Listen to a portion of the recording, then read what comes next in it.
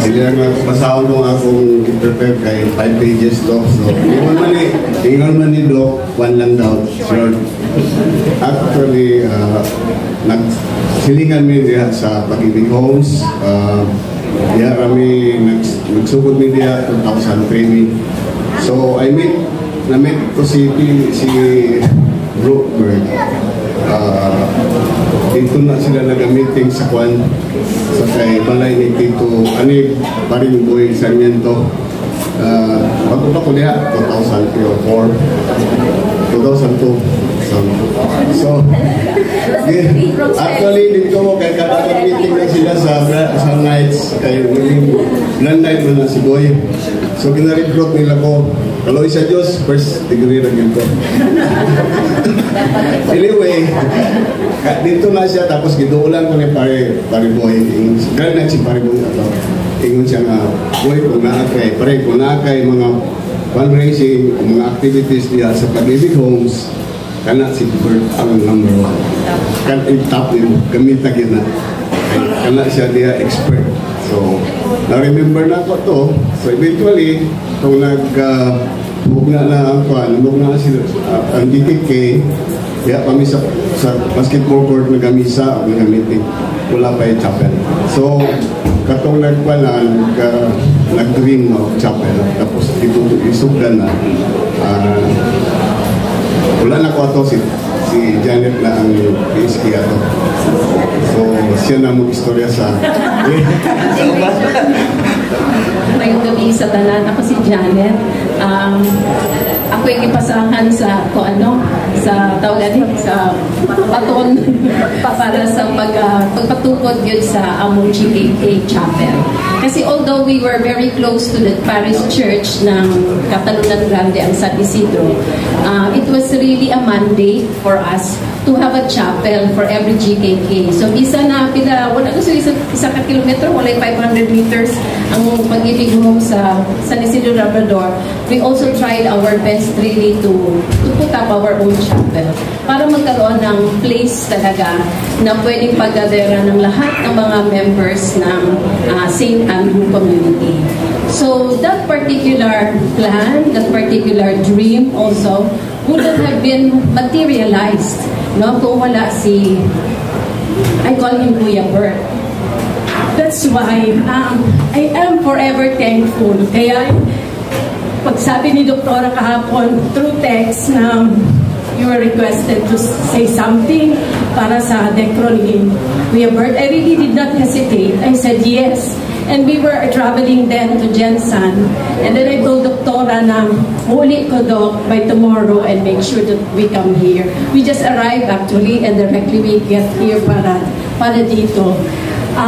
We're so happy na ni-request ni Ate Bebs, pero at the same time, nasa heart ko talaga na gusto kong magpasalamat. We consulted an architect para iplano magandang dating ng aming chapel. But then, the man that is in thank you. Very prepared. Girl Scouts ni sila. Okay, so tawag dito nung mag-start kami ng ganyan na meron pa kami mga kinuwang architect to design. Eventually, that particular design, medyo costly man yun siya. Ang naging arkitekto naming tunay, na kung ano yung itsura ng aming kapilya ngayon, that's actually si Kuya Bert. Kaya nga sabi ko, his memory will always live on. Kasi nga naman, number one is, yung tulong niya sa pag-put-up niyan. Pangalawa is, yung kanyang birthday kasi, di ba, November, days before the fiesta, kaya lagi din niya siya nagdo-donate para sa pagkain kapag ka nag-alumina kami. And ang iyang donation, di kita basta-basta. Sabi nga ni Dr. Lechon, ang iyang donation, basta token, tapos i-assign din na niya nga ang kananga day, toka dyan is ang Knights of Columbus, ang KFC. Pagkatapos, iyan yung kanyang magiging donation. But more than anything else, his very big na contribution sa amin pong GKK is yung itsura ng chapel. Kasi si Kuya yung construction kasi siya. So he knows what he is doing. Ang kanyang nasa mind lagi is, yung ma-maximize natin, kasi po may bahay yan dyan. May bahay talaga dati yan dyan. So, ang kanya talagang sinasabi is, i-maximize natin na kung ano yung nandyan, magamit natin, hindi masayang. And then, eventually, yung una niyang ginawa is to break down the walls of the house para magamit namin as our chapel. And then, nung pinalaki na siya, kailangan pa rin niya na magamit pa rin yung mga materials na nandyan in putting up that particular chapel. And the wisdom there is, it started, kung ano yung pinagsimula ng lugar na yan, nandyan pa rin hanggang ngayon sa aming kapilya. And then lahat yan, basically is, si Kuya Bert, yung kanyang disenyo yan. Sa kanyang disenyo na sinundan namin. And then, each time we pass, kaming mag-asawa dyan, lagi kumakaway ako kay St. Andrew, daan lang kami St. Andrew. And I will always remember that that particular itsura ng aming chapel is because of one Roberto Mendoza Severiano. So, I am forever grateful. Other than that, alam niyo naman, pag may mga ganyang klaseng community big projects, ang daming challenges, including yan community life. But, itong si Kuya Bert na ang tingin ko noong una, dahil sa kanyang, di ba, biglang tingin mo sa kanya, ewan ko if you agree with me, but that was my first impression. Parang, parang magsuplado. Kasi parang hiling man mag-rupol siguro ni. So, eventually, nung binigyan ako ni Doki ng kanyang number, buto bagman. Tapos kapag ka may question, patuan pag ko niya sa ilang balay, agi dali kay para maistoryahan. Tapos kung very busy siya, kasi he's a very busy man, maningkamot yun na siya entertain sa akong mga pangutana kay kaning babae na gino, daghang kay pangutana ba. So, maningkamot yun na siya tubag sa ako. And then at the same time, kung sakaling ang kanyang oras talaga hindi na mag-suffice to answer all my questions, kung ano yung kailangan ko, naman dahil na siya'y kapasahan. Si Paul.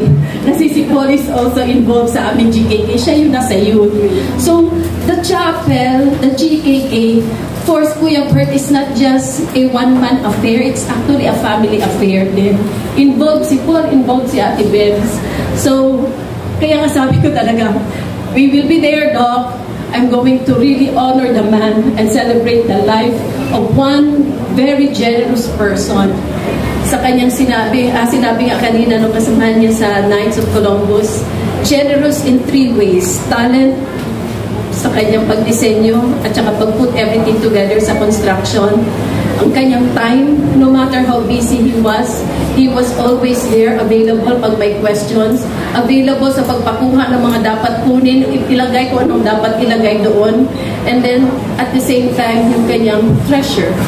No? Grabe rin ang contribution na ginawa ni Kuya Bert dyan. In fact, siya yung aming nagsuggest another way to raise funds nga is yung tickets na mumurahin lang siya.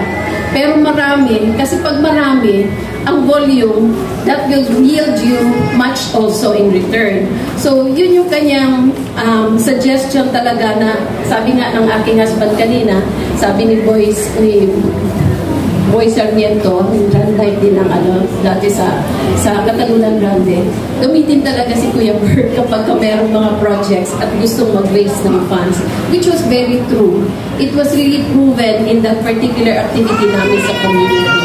So with that, I would like to say, Kuya Bert, thank you very much.